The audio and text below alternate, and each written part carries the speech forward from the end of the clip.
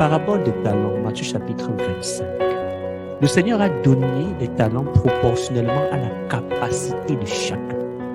5, 2 et 1. Avec une instruction d'aller et de faire valoir. Ils avaient tous la capacité de faire valoir. Et faire valoir devait produire. C'était un appel, une tâche précise. L'autre a choisi son domaine de fidélité. Son domaine, c'était d'aller enterrer. Au moins, il est sûr qu'il ne perd pas. Il reste fidèle dans l'enterrement de son talent. Il n'a donc pas fait valoir. Sa fidélité était ailleurs. Pas dans la paix. Et, conclusion, il a hérité du titre de méchant serviteur. C'était un serviteur, mais méchant. Serviteur paresseux. C'était un serviteur, mais paresseux. Parce que son domaine de fidélité n'était pas là où il était attendu. Il était attendu au faire valoir.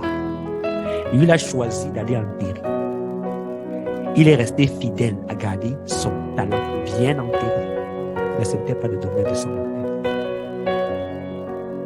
Il a fini hors de la maison. Ce qu'il pensait avoir eu, on a même retiré.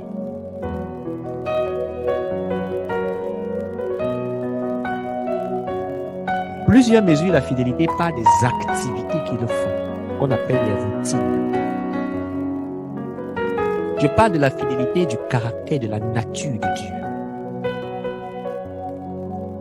Celle-là, elle n'est pas définie par ce que toi, tu as dit que tu vas faire, mais par ce que Dieu t'a dit que tu dois faire et qui est attaché à l'appel. Épure ta vie. Enlève tous les engagements que tu as pris personnellement et qui sont venus mettre en périphérie ce que Dieu t'a ordonné de faire. Tu t'es donné des volontés. Je m'engage. Et ce que Dieu t'a demandé est où? Tu as fait quoi de ça? Reviens juste à ce que Dieu t'a dit. Tu vas te rendre compte que je suis en retard. Tellement de choses Dieu m'avait demandé. Et je me suis mis tellement d'engagement personnel. Je m'engage. Reviens d'abord à ce sur quoi tu seras noté. Ne sois pas un élève insensé. Étudie les matières qui viennent à l'examen, pas ceux-là qui ne servent à grand-chose que la connaissance. Un élève qui va être examiné en mathématiques, il va étudier la science, la politique, tout ça, c'est bien, ça apporte la connaissance. Mais le jour de l'examen, on va dire, où sont? Il va dire, j'avais enterré, j'avais peur que je perde. Non. Investis sur ce sur quoi tu es noté. Ce sur quoi tu es noté, c'est ton appel. 1.2 traits. Lis ta Bible en fonction de ton appel, mon ami. Prie en fonction de ton appel. Jeûne en fonction de ton appel. Ne t'embrouille pas. Tu cours d'après quoi? Concentre-toi dans ton couloir et développe-le. Voilà où Dieu attend que tu sois fidèle. Et c'était ça ma question. Est-ce que tu as noté un domaine de fidélité? Si tu n'as pas noté un domaine de fidélité, cher ami, tu es en danger. Tu n'es pas en train de vivre ton identité, la voie que tu as tracée pour toi. Si tu es ignorant de ce que Dieu a prévu pour toi, c'est une chose. Mais si tu connais déjà au moins une chose, une seule chose, que Dieu m'a dit ça, tu fais quoi? Voilà ce sur quoi tu dois te développer.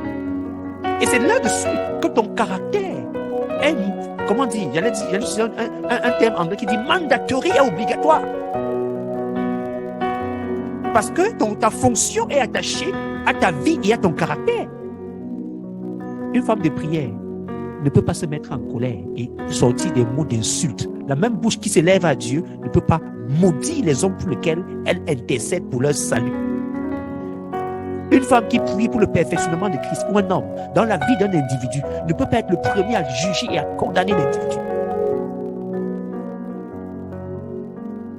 Voilà pourquoi il y a plusieurs qui n'évoluent pas dans leur marche chrétienne, année après année.